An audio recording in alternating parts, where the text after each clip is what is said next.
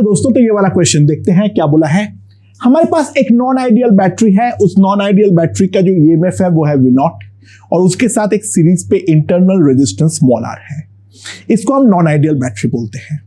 इसके बारे में आगे विस्तार में देखेंगे। अभी तो मान लो ये नॉन आइडियल बैटरी जो होता है उसमें बैटरी एक पोटेंशियल डिफरेंस अप्लाई करने के साथ साथ एक रेजिस्टेंस भी प्रोवाइड करते हैं और वो रेजिस्टेंस को हम बैटरी के साथ सीरीज के फॉर्म में सोच सकते हैं।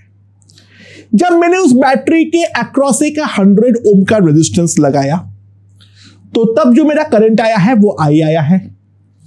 और अब जब 100 के साथ में और एक रेजिस्टेंस R0 को सीरीज पे लगा दिया तो इन दैट केस जो हमारा करंट आया है वो आया है 3I/4। और जब मैं R0 को पैरेलल पे लगाया R के साथ तब अगर करंट आया है 6I/5। तो सवाल ये है जो हमारा R0 का वैल्यू कितना है। ठीक है, मेरे ख्याल से it is simple and straight forward. ज्यादा इस क्वेश्चन में दिमाग लगाने का कुछ नहीं है। सबसे पहले तो मैंने यहां पर R कर दिया और यहां पर बैटरी जो है हमारे पास नॉन आइडियल बैटरी है, ये है हमारा V0, ये है हमारा R, ये है हमारा I। तो हमारे पास I का जो वैल्यू आएगा that will be simply V0 by capital R plus small r। ठीक है ना। दूसरा, यहां पर R और उसके साथ जो है वो है मेरा R0।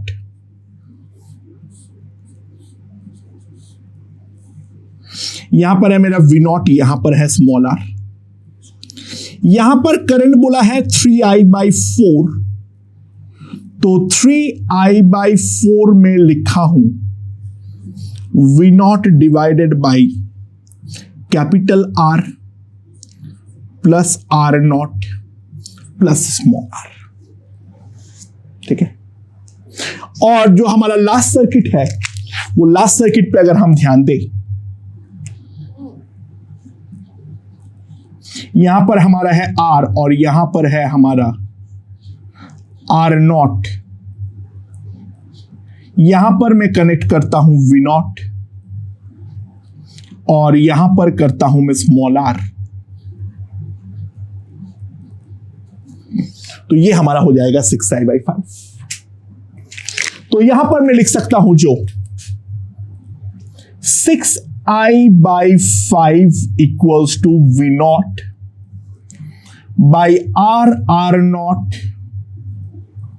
By R plus R0 plus small r।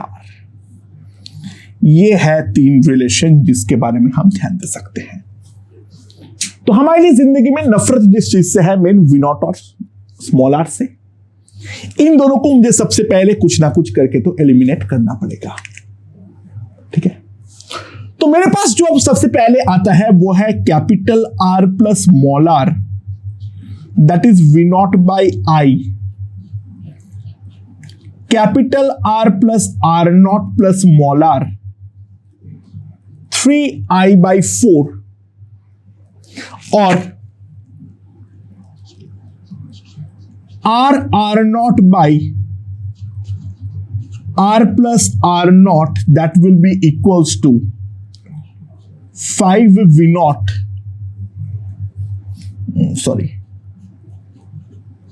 यहां पे गड़बड़ किया था, 5 V0 by 6I। So these are the three equations that we can simplify. ठीक है, तो हम एक काम करते हैं, सबसे पहले हम इन दोनों को पहले सब्सट्रैक्ट कर देते हैं। तो हमारे पास R0 की जो वैल्यू आ जाएगी वो R0 की वैल्यू हमारे पास सिंपली आ जाएगा V0 बाई 3I। और उसके बाद इन दोनों इक्वेशन को सब्सट्रैक्ट कर देते हैं तो हमारे पास और भी आ जाएगा R0 R minus R0 by R plus R0। तो ये जो हमारे पास वैल्यू आएगी that will be simply this minus this, that will be V0 by 6I। यानी मेरे पास आ जाएगा r square by r plus r not, that will be V not upon 6i। And now सबसे चतुराई इसी बात पे है, क्यों ना हम दोनों को डिवाइड कर दे और उसी पे मामला सब कुछ खत्म हो जाएगा, क्योंकि वी नॉट और आई भी हमारा कट जाएगा। तो इन दोनों को अगर मैं डिवाइड करता हूं तो मेरे पास आ जाएगा are not into r plus r not by r square, that will be 2। तो सिंपली हम देख सकते हैं जो 2r square minus r not minus r not square, that is equals to 0। ठीक है, तो यहां से हम लिख सकते हैं that is 2r minus r not into r plus r not. सही किया हूं या गलत किया हूं, एक मिनट देख लूं, सॉरी उल्टा लिखा हूं। आर नॉट नेगेटिव तो हो नहीं सकता है, तो सिंपली हमारे पास आ जाएगा are not will be equals to R, that will be equals to 100। Okay okay दोस्तों, so look at the question. ये हमारे पास एक बहुत बड़ा सर्किट है, जो रेजिस्टेंसेस का वैल्यूज है मुझे मालूम नहीं है, the resistances are different values. हाँ, बट यहां पर एक वोल्टमीटर जो है वो मेरा कनेक्टेड है, और यहां पर मेरा एक एमीटर कनेक्टेड है, और यहां पर मेरे पास एक रियोस्टेट है, और इनिशियली कुछ रीडिंग दे रहा था, दोनों के दोनों जो है मेरा कुछ रीडिंग दे रहा था। तो सवाल यहां पर यह है, जो अगर मैं ये वाले रियोस्टेट का रेजिस्टेंस को थोड़ा सा बढ़ाता हूं, तो इन दैट केस जो वोल्ट मीटर और एमीटर है उन दोनों का रीडिंग में क्या चेंज आने वाला है। ठीक है, तो सबसे पहले तो हमें ये चीज को निकालना पड़ेगा। अच्छा, एक बात तो हम सबसे पहले समझते हैं, जो हमारा जैसे ही रियोस्टेट पे मैं चेंज करूंगा, एक बार वोल्टमीटर और एमीटर को भूल जाओ क्योंकि वो तो बाकी सर्किट पे तो कोई बदलाव नहीं लाने वाला है। तो मैं रियोस्टेट का रेजिस्टेंस को अगर बढ़ाऊंगा तो ओवरऑल सर्किट का जो रेजिस्टेंस होगा वो सर्किट का रेजिस्टेंस डेफिनेटली हमारा इंक्रीज करने वाला है। तो बैटरी के थ्रू जो करंट जाएगा वो अगर मैं उसको आई नॉट बोलता हूं तो I not will decrease due to increase in resistance of rheostat. I naught will decrease due to the increase in resistance of the rheostat. ठीक है, सबसे पहले हम इस बात को समझते हैं। तो अगर I naught डिक्रीज करेगा तो ध्यान दो, यहां पर जो मेरा पोटेंशियल ड्रॉप होगा, यानी ये वाला पॉइंट, ये वाला तो सारे पॉइंट मेरा 0 पे है। ठीक है, तो यहां पर जो मेरा पहले ड्रॉप हो रहा था और ये वाला पॉइंट का V1 था कुछ पोटेंशियल, तो ऑब्वियस सी बात है जो नया पोटेंशियल आएगा V1 dash will be greater than V1। ये बात तो हम डेफिनेटली कह सकते हैं। ठीक है, अच्छा यहां पर अगले वाले पे अगर हम ध्यान दें तो ऑब्वियस सी बात है यहां पर जो हमारा करंट है वो डेफिनेटली हमारा इंक्रीज करेगा। ये वाले ब्रांच पे करंट जो है वो हमारा इंक्रीज करेगा। सिमिलर लॉजिक पे अगर मैं आगे बढ़ता हूं तो यहां पर V2 डैश V2 से हमारा डेफिनेटली इंक्रीज करेगा, और यहां पर भी जो सर्किट इस तरीके से हम आगे बढ़ते जाएंगे तो बढ़ते बढ़ते बढ़ते बढ़ते फाइनली जो मेरे पास V डैश होगा that will be definitely greater than V। तो एक बात तो निश्चित है, जो reading in voltmeter will definitely increase. अब सवाल आता है जो what happens to the ammeter reading. अच्छा देखो, ध्यान दो, यहां पर से I0 से जो करंट गया है उसका कुछ हिस्सा यहां से वापस आएगा, कुछ हिस्सा यहां से वापस आएगा, कुछ हिस्सा यहां से वापस आएगा, और फाइनल हिस्सा जो है वो यहां से वापस आएगा। ये हर ब्रांच पे करंट जो है वो हमारा पहले से इंक्रीज करेगा, क्योंकि वही तो लॉजिक है। यहां पर तो ये पॉइंट 0 पे है, रेजिस्टेंस फिक्स है, तो यहां पर I1 बढ़ेगा, यहां पर I2 बढ़ेगा, यहां पर I3 बढ़ेगा। इस तरीके से करंट जो है वो बढ़ता चला जाएगा। लेकिन इन सारे करंट मतलब I1 dash plus I2 dash, I3 dash plus I dash, that will B I0 dash. और यहां पर ध्यान दो, पहले ये था I1 plus I2 plus I3, और लास्ट वाले पे करंट अगर I था तो वो तो I0 था। यहां पर हर एक इंडिविजुअल क्वांटिटी जो है वो पहले से डेफिनेटली इंक्रीज किया है, बट जो टोटल सम है अगर हम वो ध्यान दें तो टोटल सम तो हमारा डेफिनेटली डिक्रीज किया है। हर एक इंडिविजुअल वैल्यू जो है वो तो हमारा डेफिनेटली इंक्रीज किया है, but on the other hand जो हमारा यहां पर टोटल करंट, यहां पे ये सारे करंट हमारा कलेक्ट होते वापस बैटरी के थ्रू तो हमारा I0 ही जाने वाला है। कैपेसिटर तुम लोग पढ़ चुके हो, वो याद करो, KCL हम लोग वहां पे पढ़े ही थे, ठीक है। मैं यहां पे नाम लेने की कोई जरूरत नहीं है। ये हर एक ब्रांच से कलेक्ट होते वापस तो I0 जाएगा। तो यहां पर जो इंडिविजुअल वैल्यूज है वो हर कोई इंक्रीज किया है, बट ओवरऑल सम अगर डिक्रीज किया है तो फाइनली हम एक चीज तो बोल सकते हैं, जो I डैश को डेफिनेटली I से तो कम होना ही पड़ेगा। यानी सिंपल सी बात है, हम बोल सकते हैं जो ammeter reading will decrease, ammeter का रीडिंग डेफिनेटली डिक्रीज करेगा, क्योंकि सम अगर घटा है बट इंडिविजुअल बाकी क्वांटिटीज बड़ा है, तो सम को घटाने के लिए ये वाले जो हमारा ब्रांच का करंट है उसको तो ड्रास्टिकली कम होना पड़ेगा। तो एमीटर का रीडिंग डेफिनेटली हमारा डिक्रीज करने वाला है। ओके दोस्तों, अ वेरी इंटरेस्टिंग क्वेश्चन। क्या है, हमारे पास एक सर्किट है ऑफ V0, ठीक है, एंड यहां पर इन 3 पॉइंट के साथ 3 मेटालिक बॉल्स कनेक्टेड है। ऑफ दो का जो रेडियस है वो है हमारा A, और जो बीच का रेडियस है वो है हमारा B, ठीक है।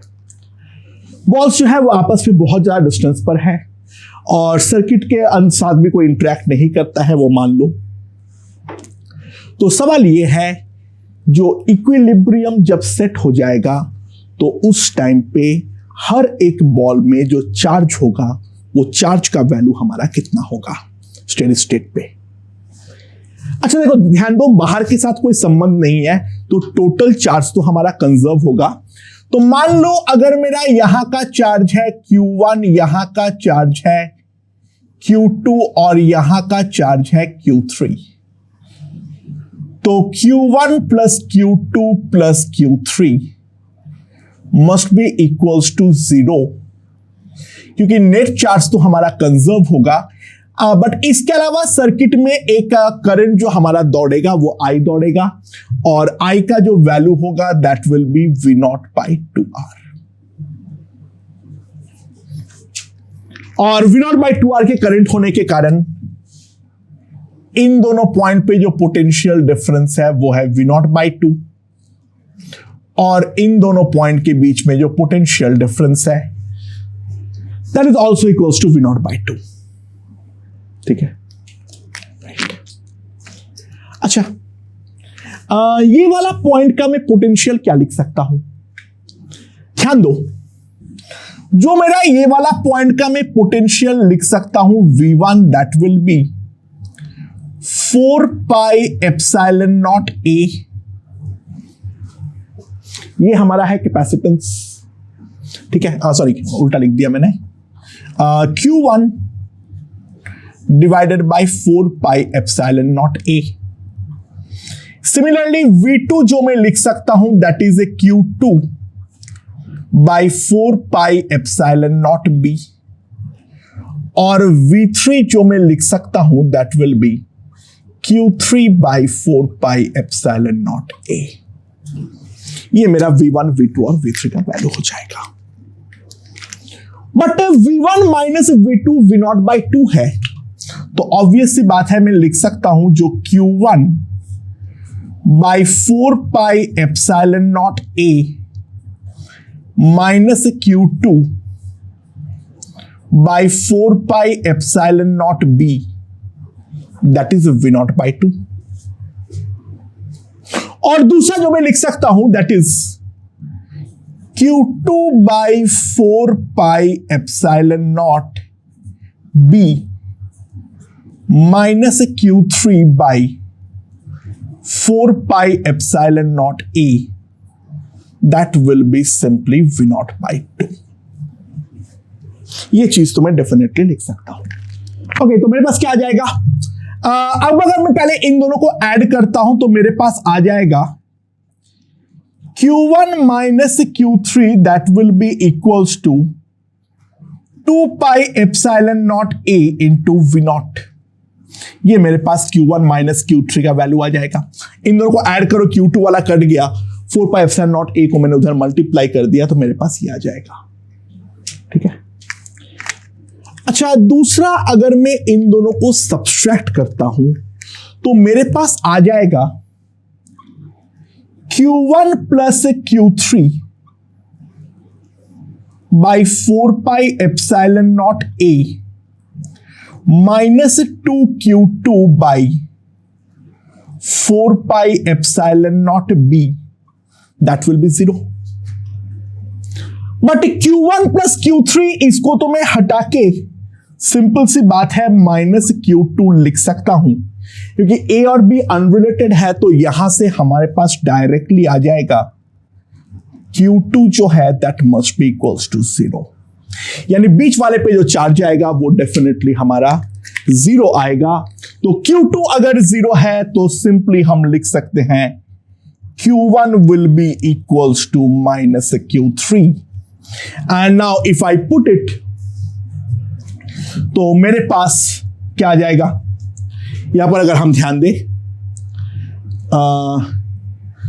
मैंने यहां पे 2 क्यों लिखा पता नहीं, ये 4 है, सॉरी, हाँ 2 क्यों लिखा पता नहीं, सॉरी, अब वो 4 था। खैर अब अगर मैं Q3 के जगह पर माइनस Q1 पुट कर देता हूं तो मेरे पास 2Q1 जो है वो आ जाएगा 4πε0A इंटू V0, तो Q1 आ जाएगा 2πε0A V0। ये पहले वाले पे चार्ज आ जाएगा और Q3 जो आ जाएगा that will B minus 2πε0A into V0। Okay okay दोस्तों, ये वाला क्वेश्चन पिछले क्वेश्चन का थोड़ा सा मॉडिफिकेशन है। यहां पर मैंने ग्राउंड कर दिया हूं, n आइडेंटिकल रेजिस्टेंस है और n+1 आइडेंटिकल स्फीयर्स है, सबका रेडियस है स्मॉल r, तो हमें total charge accumulated in the spheres निकालनी पड़ेगी। अच्छा, ग्राउंड क्योंकि मैं कर रखा हूं तो अर्थ जो है वो इनफाइनाइट चार्ज का सोर्स और सिंक होता है, तो ऑब्वियस सी बात है यहां पर टोटल चार्ज जो है वो हमारा कंजर्व नहीं होगा। पिछले क्वेश्चन के साथ ये वाला क्वेश्चन का मेन डिफरेंस एक ही है, जो यहां पर हमारा किसी भी हालात पर टोटल चार्ज हमारा कंजर्व नहीं होगा, क्योंकि ग्राउंड जो है वो इनफाइनाइट चार्ज का सोर्स और सिंक की तरह काम कर सकता है। हाँ, बट यहां पर एक फायदा होगा, जो ये वाला पॉइंट का पोटेंशियल को मैं डायरेक्टली 0 लिख सकता हूं और ये वाला पॉइंट का पोटेंशियल को मैं डायरेक्टली लिख सकता हूं V0। ये मेरा 1 2 3 ऐसे करते करते n+1 है। ठीक है। अच्छा, हर किसी के अक्रॉस ड्रॉप जो है वो हमारा है कितने का आएगा, V0/N का आएगा। टोटल करंट जो है वो है V0/NR। तो हर एक इंडिविजुअल रेजिस्टेंस के अक्रॉस ड्रॉप जो आएगा वो V0/N का आएगा। तो अगले वाले का पॉइंट का पोटेंशियल होगा V0/N। तो V1 फर्स्ट फेयर का जो हमारा V1 होगा दैट विल बी 0। तो इस वाले का चार्ज जो होगा that will be 4πε0r into 0, that will be 0। Second वाले का जो हमारा होगा that will be equals to V0/N। तो दूसरे वाले का जो चार्ज आएगा Q2 4πε0r into V0/N। अगले वाले का V3 जो आएगा मेरे पास, उस पॉइंट का पोटेंशियल आएगा 2V0/N। तो Q3 जो हमारे पास आएगा that will be 4πε0r 2V0/N, so on and so forth। And last वाले का जो Vn+1 का होगा दैट विल बी V0। तो Qn+1 आ जाएगा 4πε0r into V0।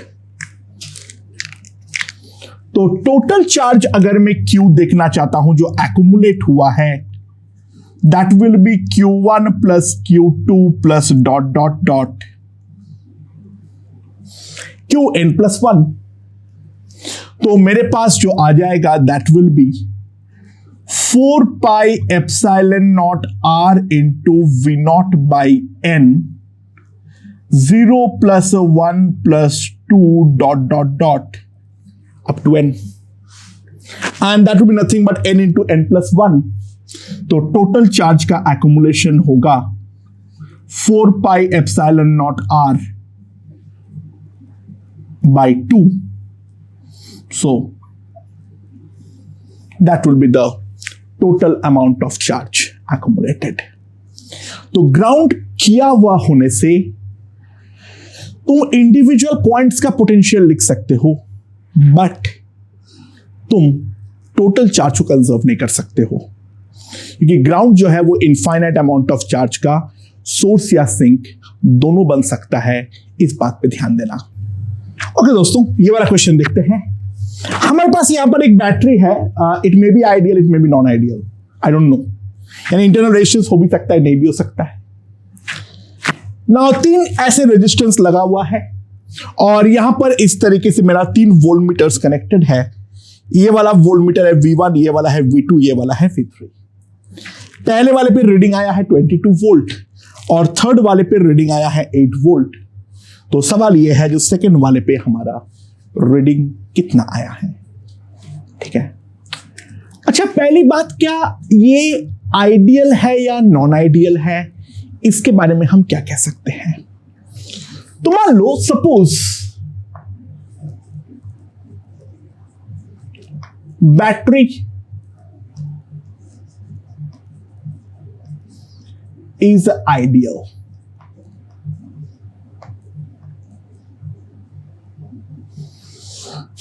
बैटरी मेरा पहले आइडियल है, तो बैटरी आइडियल है तो ये वाला पॉइंट तो मेरा 0 पे है, तो ये सारे के सारे को मैं 0 पे लिख देता हूं।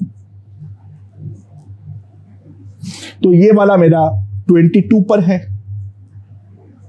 ये वाला मेरा 8 पे है और यहां पर है मान लो कुछ मेरा x है, आई डोंट नो। ठीक है। अच्छा, बैटरी जो प्रोवाइड कर रहा है वो मान लो है हमारा V0 प्रोवाइड कर रहा है।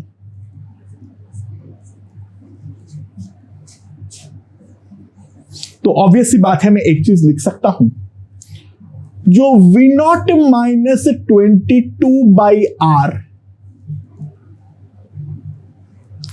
that must be equals to 22 minus 8/2R। यहां से मैं टोटल अगर देखो तो ये हमारे पास आ जाएगा, तो V0 minus 22 will be equals to this 14, this is 7, तो V0 हमारे पास आ जाएगा 29।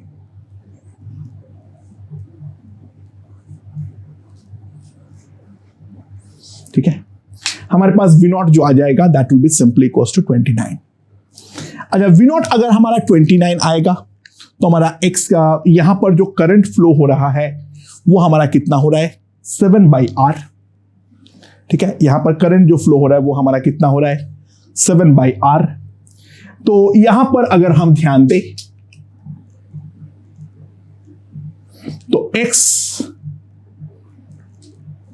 Minus 22, x minus 8 that must be equals to R into 7/R, that is equals to 7, यानी x will be equals to 15 volt, यानी second वाला जो read करेगा that will be equals to 15 volt।